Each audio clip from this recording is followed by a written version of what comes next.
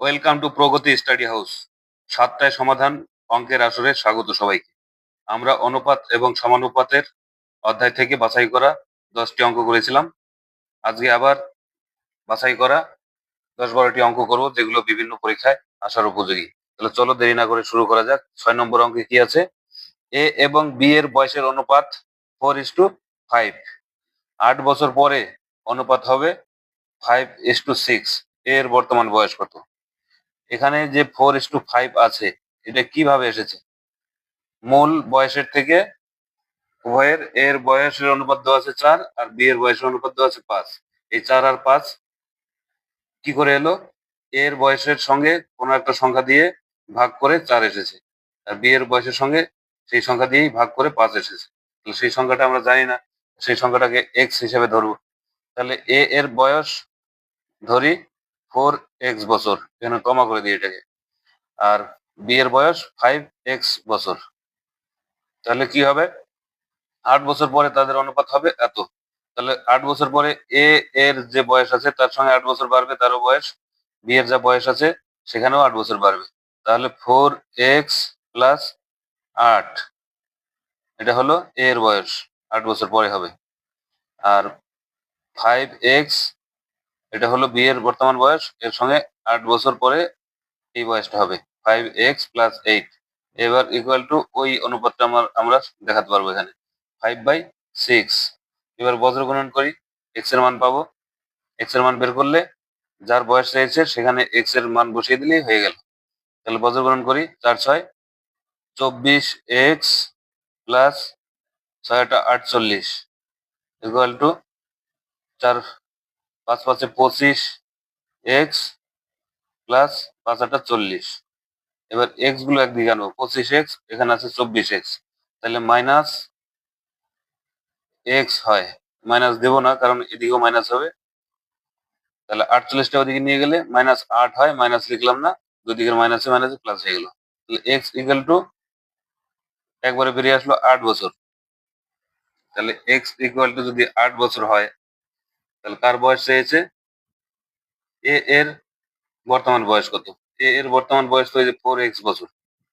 তাহলে এক্স এর মান যদি 8 হয়, তাহলে 4 এর সঙ্গে 8 গুণ করে দিলে 4×8 = 32 বছর হবে উত্তর।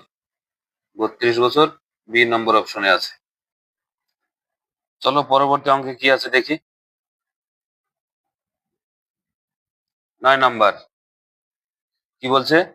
দুটি দ্রব্যের ক্রয় মূল্যের অনুপাত 4:5। উভয়টির উপর সমান 20% লাভ করলে বিক্রয় মূল্যের অনুপাত কত হবে?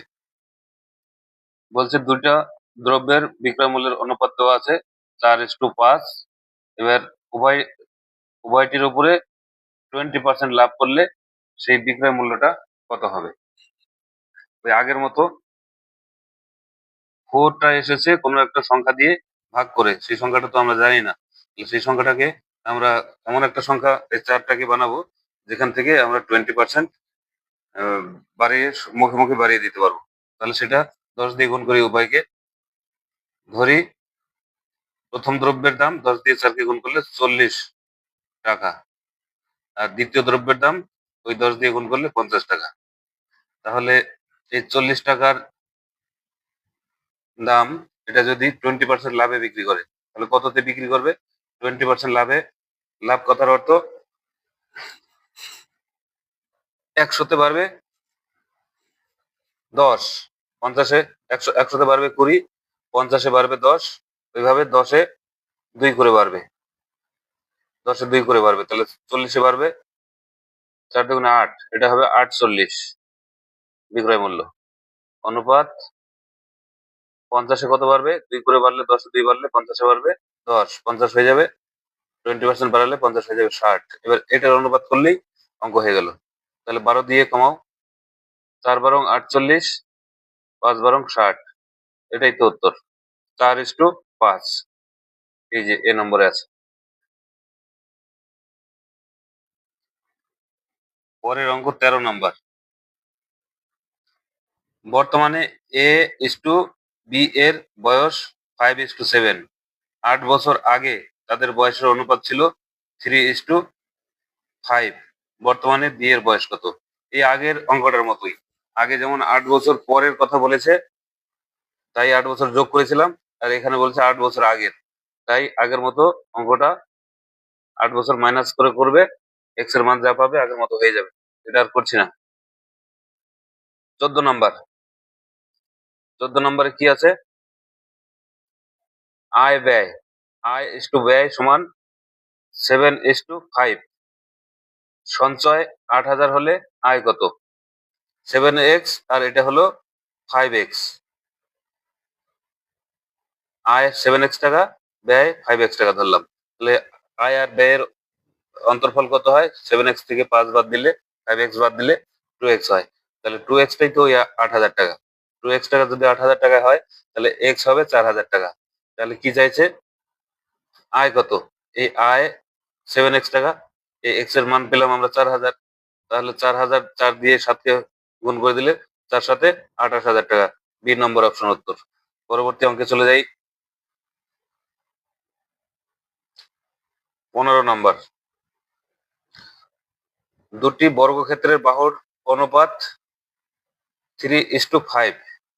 দুটি বর্গক্ষেত্র, বর্গক্ষেত্রের 4টে বাহু সমান হয়, বর্গক্ষেত্রের বাহুর অনুপাত 3:5।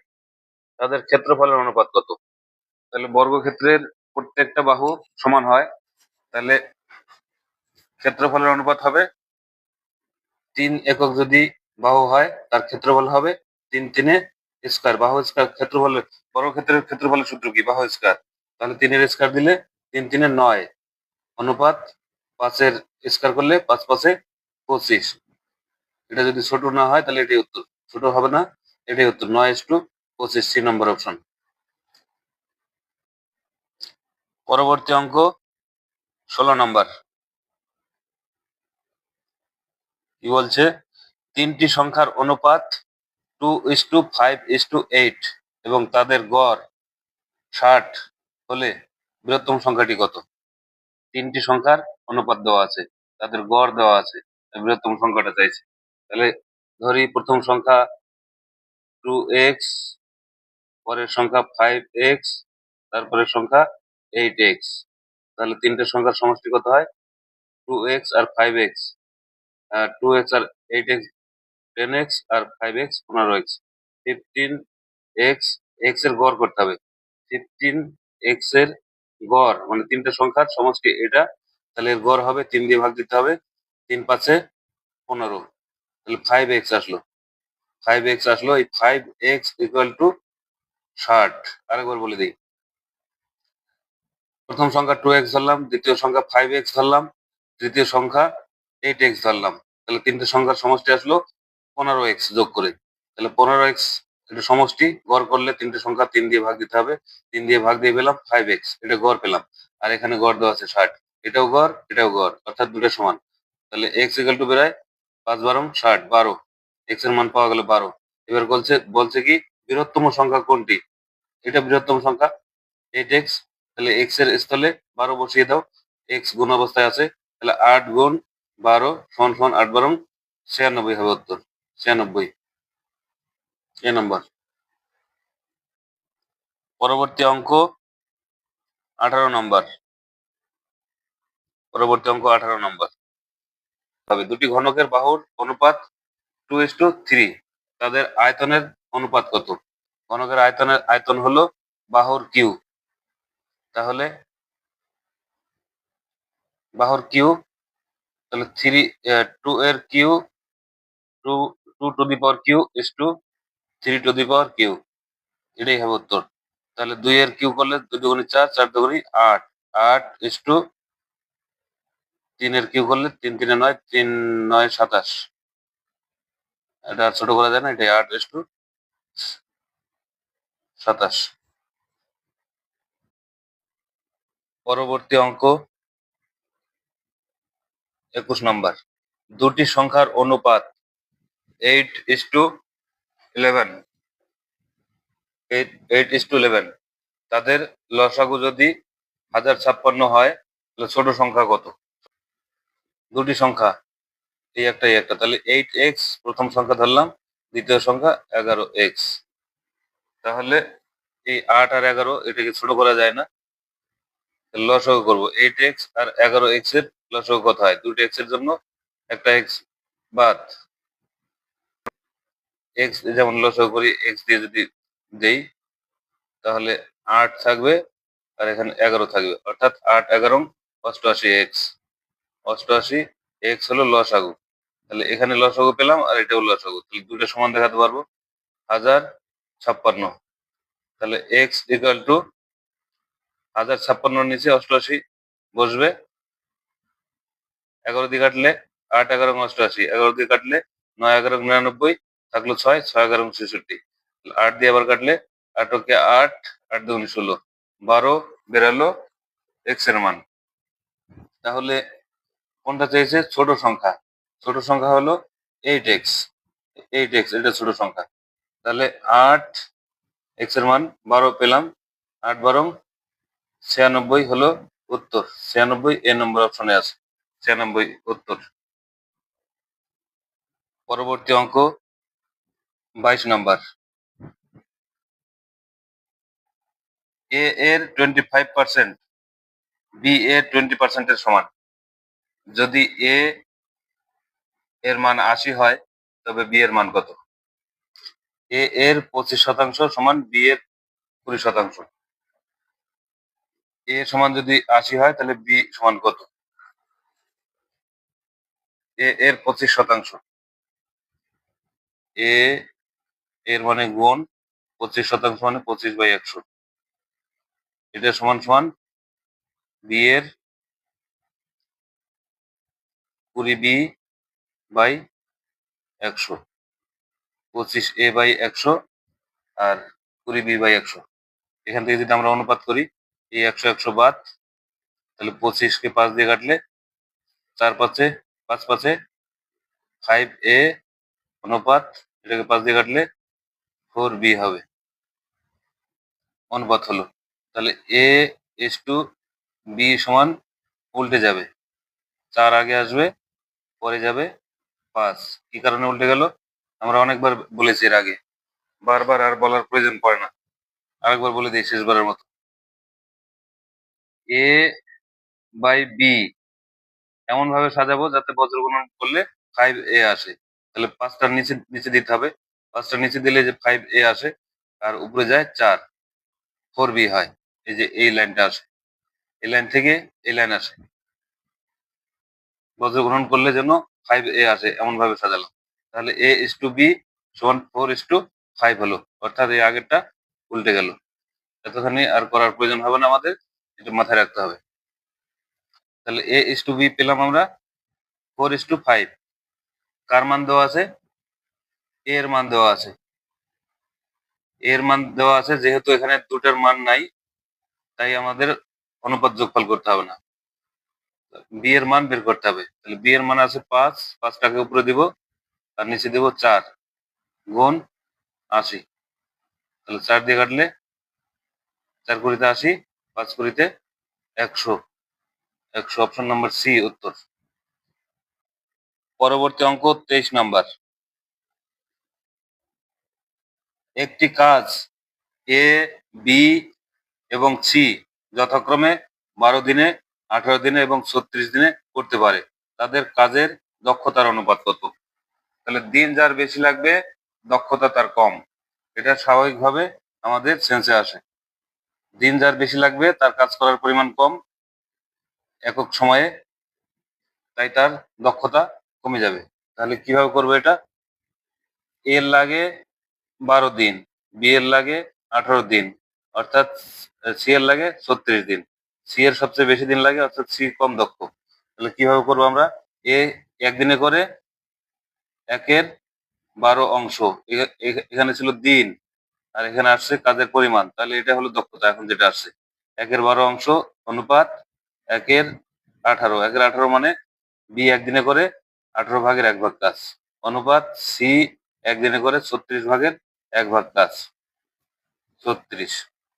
তাহলে এটার অনুপাত করলে বেরিয়ে যাবে। আরেকবার বলি, 12 দিন, 12 দিনে করে সম্পূর্ণ অংশ, তাহলে একদিনে করে 1 এর 12 অংশ, 18 দিনে করে সম্পূর্ণ অংশ, অর্থাৎ একদিনে করে 1 এর 18 অংশ, 36 দিনে করে সি সম্পূর্ণ অংশ, তাহলে সি একদিনে করবে 1/36 অংশ। আগে ছিল দিনে, আর এখন আসলো ক্ষমতা, পরিমাণ, কাজের পরিমাণ মানেই ক্ষমতা। এবার যদি আমরা এই ভগ্নাংশকে স্বাভাবিক সংখ্যায় আনি, তাহলে কি করবো? 12, 18 আর 36-এর লসাগু করবো। 12, 18 আর 36-এর লসাগু কত হয়? 36 দুগুণে 72। 72 যদি লসাগু হয়, তাহলে 72 দিয়ে সবকটাকে যদি কাটি, 72 একের 12 অনুপাত 1/18 অনুপাত 1/36 ছিল। তো সবকটাকে যদি 72 দিয়ে কাটি, তাহলে 12 দিয়ে কাটলে 72 কে কয়বার যায়? 6 বারং 72 অনুপাত 36 দুগুণে 72। এটাকে আরো ছোট করা যাবে, 2 দিয়ে কাটলে 3, 2, 1। 3:2:1 হবে উত্তর। সি নম্বর অপশন, 3:2:1 দক্ষতার অনুপাত। পরবর্তী অঙ্ক 25 নাম্বার। A:B সমান 5:6, B:C সমান 8:9। এবার যদি A plus b plus c এত হয়, তবে সি এর মান কত? তাহলে এ আর বি এর অনুপাত দেওয়া আছে, আর আলাদা করে বি আর সি এর অনুপাত দেওয়া আছে।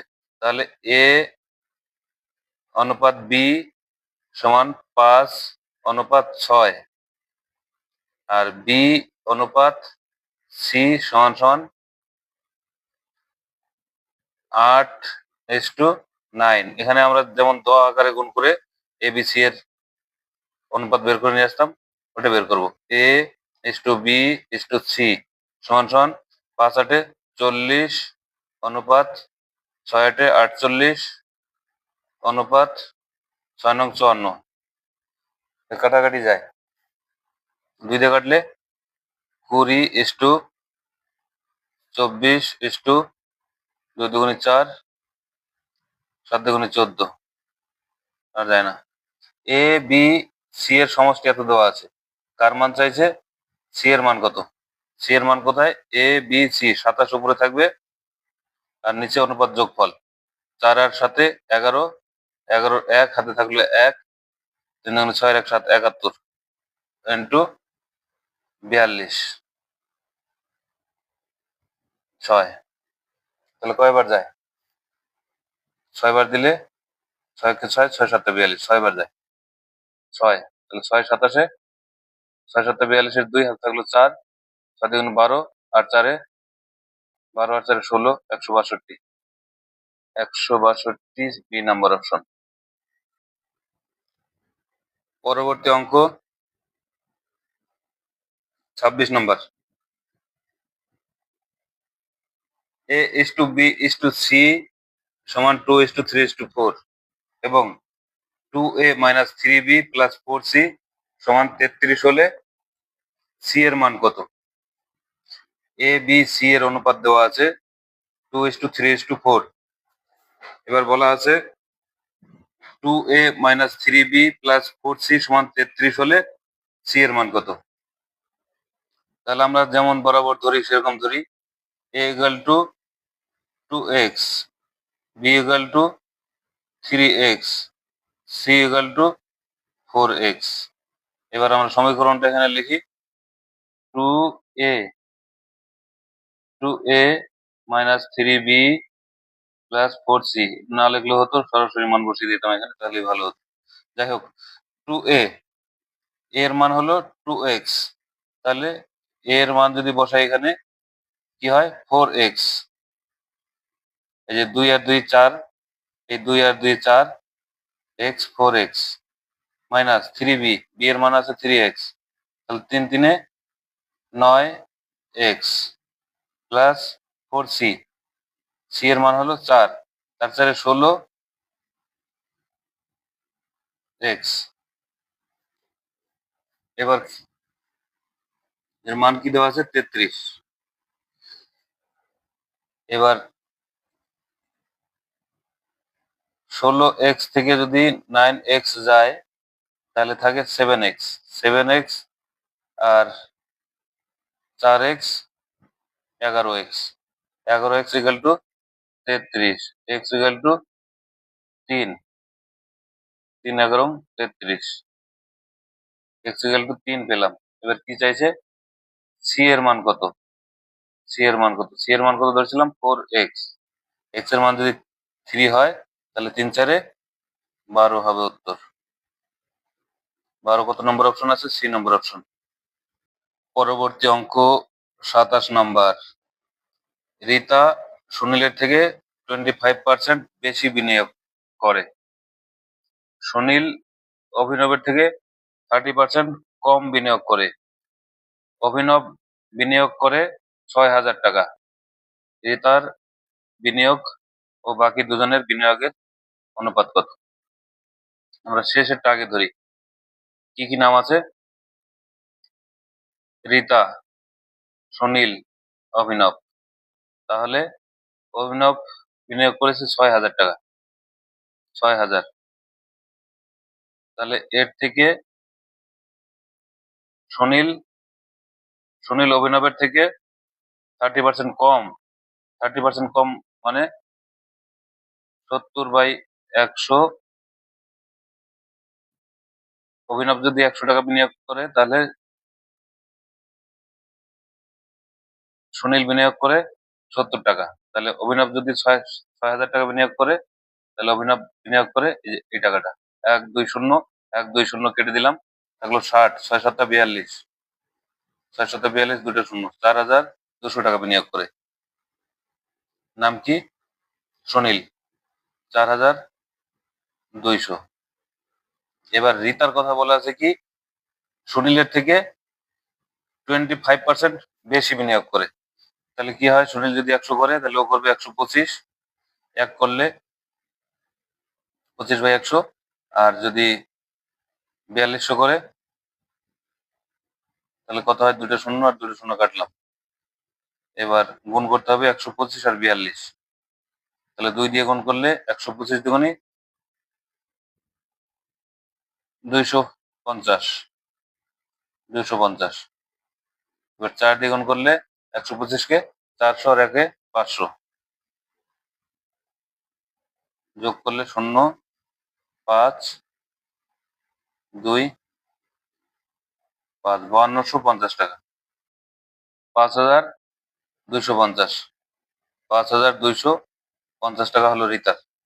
এবার কি বলছে, রিতার সঙ্গে বাকি দুজনের অনুপাত করতে বলছে। তাহলে রিতার হলো 5,250 অনুপাত, এই দুটাকে যোগ করে দেবো। এবার 6,000 আর 4,000, 10,200, 10,200।